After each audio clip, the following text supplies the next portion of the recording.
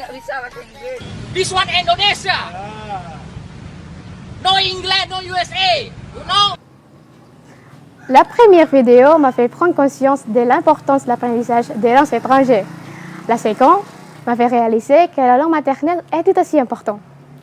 Bonjour, je m'appelle Hanifa, je suis lycéenne de SMA Negeri 9 Bandar Lampung. Une des meilleures décisions que j'ai prises dans ma vie a été d'apprendre une langue étrangère. Pour moi, apprendre une langue étrangère, c'est comment offrir de nouvelles portées dans la vie. Messieurs, mesdames et mes chers amis, le monde de la technologie et de la mondialisation ressemble à un monde sans frontières.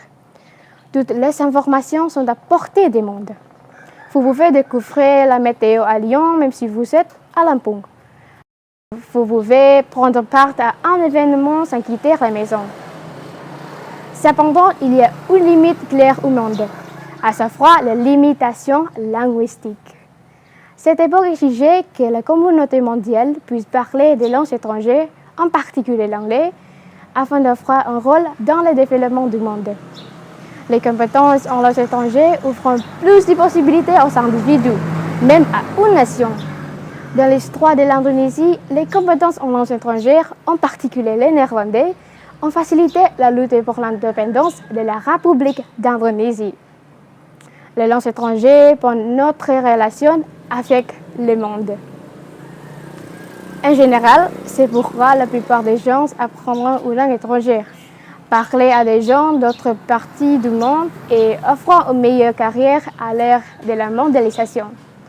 Le point culminant de l'étude d'une langue étrangère est de pouvoir parler comme un locuteur natif, qui a une caractéristique, comme la façon dont un Italien parlait en peut utiliser ses mots et ajouter bas au début des chefs français phrases. Mais ce n'est pas facile d'apprendre une langue étrangère, non? Toutes sortes de grammaires et de sons qui n'existent pas dans notre langue maternelle. Et après avoir appris avec succès une langue, il y aura des moments où nous sentirons que nous avons une autre personnalité en fonction de la langue utilisée. Il y a un proverbe qui dit « Celui qui ne parle qu'une seule langue est une seule personne. Mais celui qui parle deux langues, c'est deux personnes. » Les deux personnes peuvent avoir des points de vue différents. Parce que nous voyons quelque chose dans la langue originelle, nous le voyons que point de vue de la communauté. À mon avis, la langue étrangère favorise l'empathie et la pensée critique en se mettant dans une situation. Comme je l'ai déjà dit, le fait de pouvoir parler une langue étrangère défie nos personnalités.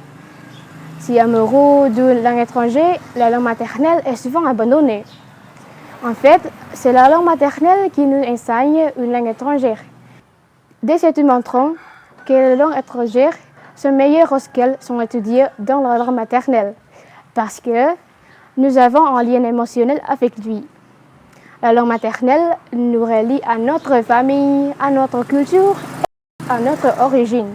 Donc, abandonner la langue maternelle, c'est comme se déconnecter de tout cela. Alors, comment devrions-nous les traiter tous les deux?